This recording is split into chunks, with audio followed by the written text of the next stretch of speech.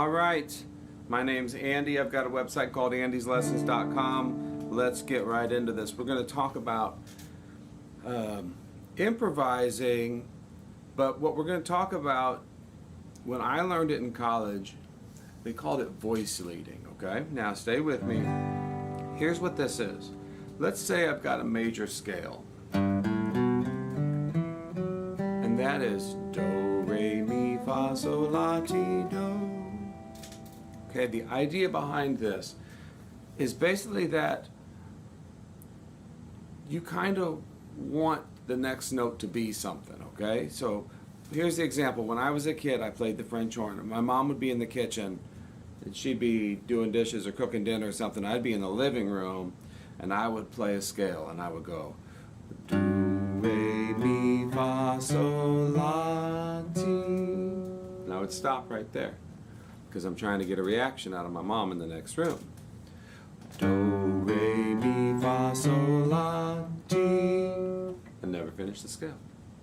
Well, after a while of doing this, this would drive her crazy, and I would go do, re, mi, fa, sol, la, ti, and she would come in and yell, "Do, can you just play the last note?" And you know, being a dumb little kid or whatever, you know, I thought that was really funny. You know, that we want things to come to a conclusion, okay? And this comes to a principle in music called tension and release. So here's another one. It's the suspended chord, okay? So if I play a suspended chord, that's a G suspended chord. We want it to do this. So if I'm playing something, I get to the end of a song, I go.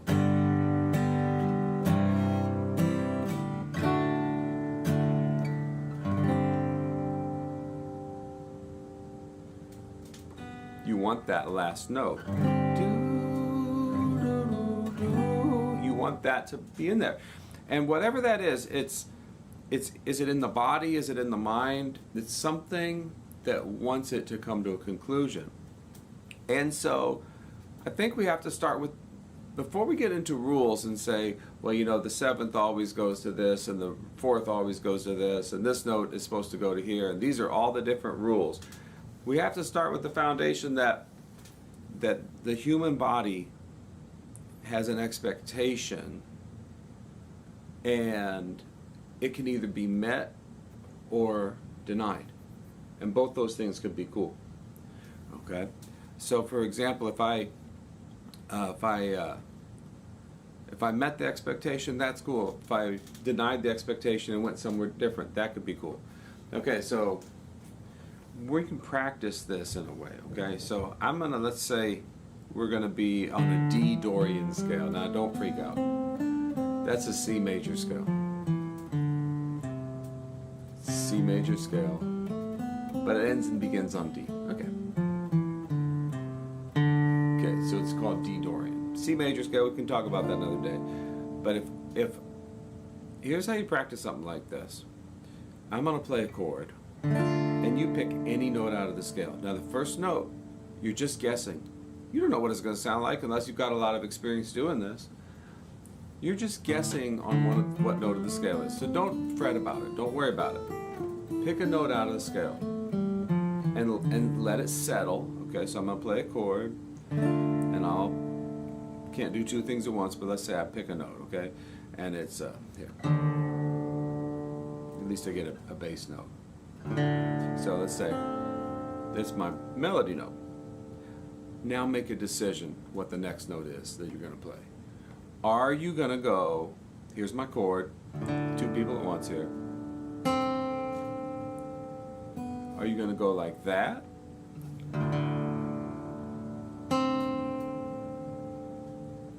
Are you going to go like that? Are you going to go to a higher note or a lower note? Are you going to skip somewhere else to another note in the scale?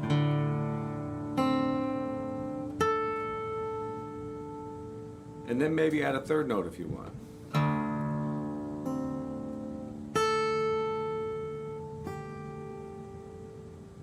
Now, some of the notes that you play, that you start with, are going to feel uncomfortable against the chord.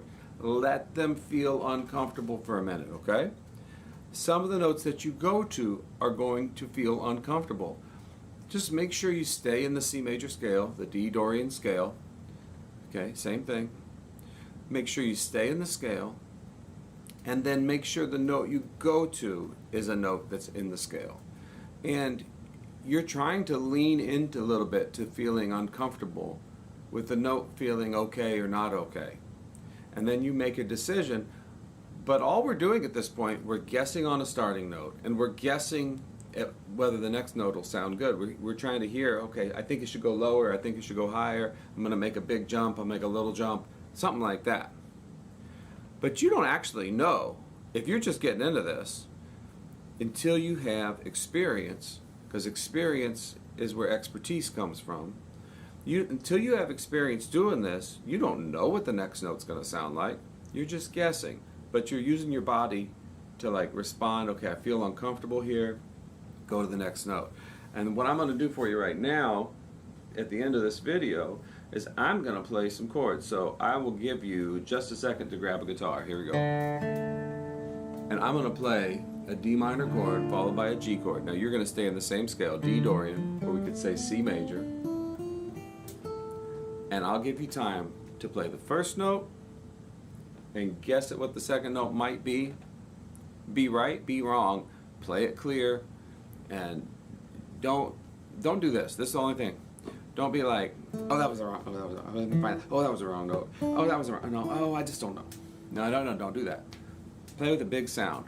Let it be right. Let it be wrong. I don't care. Let it be big. Go to the next note. Whatever you're gonna hear the first note. Respond to what you're hearing. Play the second note. Let that exist. Because as an improviser, you gotta live with mistakes. You gotta live with the sound of that note coming out. And then you decide what's next, okay? Here's the chords. 1, 2, 3, 4, D minor. Here's the next chord. Ready, go.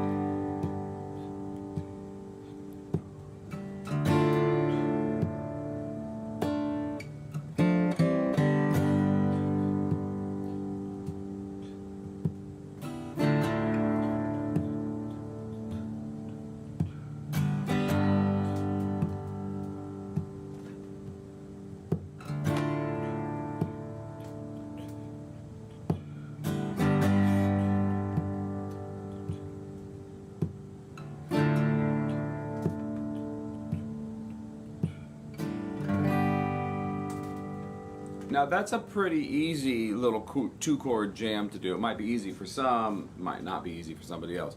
But it's in the sense that like you can stay in one scale the whole time. You know, we're not necessarily playing bluegrass here. Like you don't have to like nail the notes in every chord. But we're trying to, before we get to rules, say, okay, here's the rules. I'm going to give you a whole bunch of rules about how to improvise.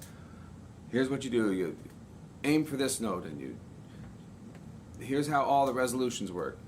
Let's understand it first from this human point. You're going to feel a certain way. That sound makes you feel a certain way. Uncomfortable, comfortable, satisfied, not satisfied. And now, what do you do next?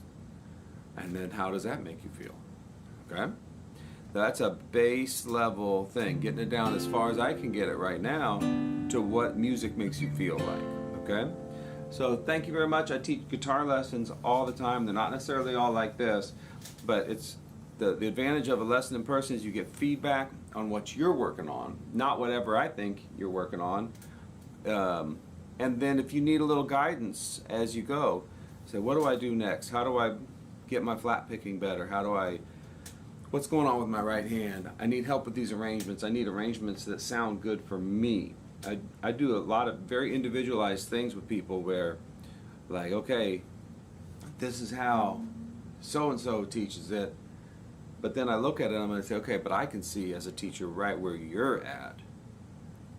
And I can see what level you're at. And I know where you're going, but let's get the version that's fit for you. Because that's one thing great about bluegrass. There's 1,000 different ways to play almost every song. And we can find one that works for you right where you're at. You know, if you're an adult starting out, you know, you might not have the 6 hours a day that a 15-year-old has to play because he has no bills to practice. Okay, well, you might need a quicker way into this, right? If you're a kid, you got time. Well, if you're a kid, you're probably not watching this. But if you're a kid, you know, you got time to practice. Okay, so we got to really get you going with good technique and get the hands moving right, okay? So anyway, thanks a lot for hanging out. I'm just going to jam one more out. I don't know what it's going to be. Let's just jam on some chords. I'm just going to jam on a couple chord changes. 1, 2, 3.